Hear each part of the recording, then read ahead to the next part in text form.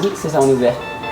Outre les bars et les restaurants, les salles de sport ont aussi eu l'autorisation de rouvrir depuis ce mardi 2 juin, et ce pour le plus grand plaisir des habitués, heureux de pouvoir à nouveau transpirer. Déjà hier, de 18h à 19h, j'ai fait hier. Et franchement, j'en avais envie et j'en avais besoin aussi parce que j'ai pas fait du sport pendant les 2 ou 3 mois. Je suis content parce que bon, je me suis entraîné un peu chez moi avec des sangles et tout ça, mais bon, il y avait certains exercices que je pouvais pas faire. Donc je suis très content de revenir à la salle pour des exercices un peu plus spécifiques. Un retour qui se fait évidemment avec de nouvelles conditions à faire respecter pour les responsables et une salle à réorganiser. Alors d'abord, on a mis en place des réservations pour les adhérents.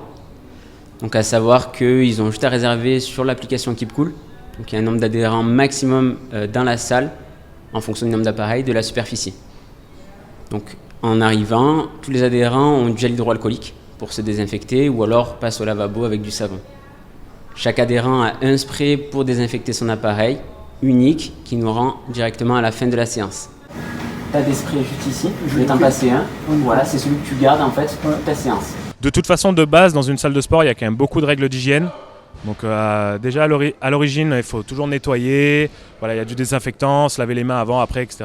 Mais là, on a juste durci toutes ces règles. Au final, nous, on a de la chance qu'on a vraiment beaucoup d'espace. Donc on a dû enlever un vélo juste ici pour pouvoir bien les espacer.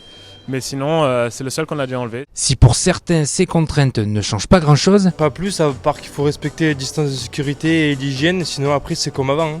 pour d'autres, il faut modifier ses habitudes. Moi, ce qui me gêne, c'est 1 heure. On peut faire qu'1 heure. C'est ça qui est perturbant parce qu'à la base, je faisais 2h30 jusqu'à 3h. J'ai pour coutume de prendre ma douche à la salle.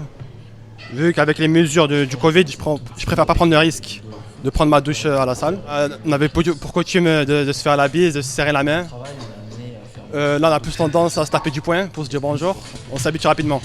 S'il est obligatoire pour le personnel, le masque ne l'est évidemment pas pour les membres.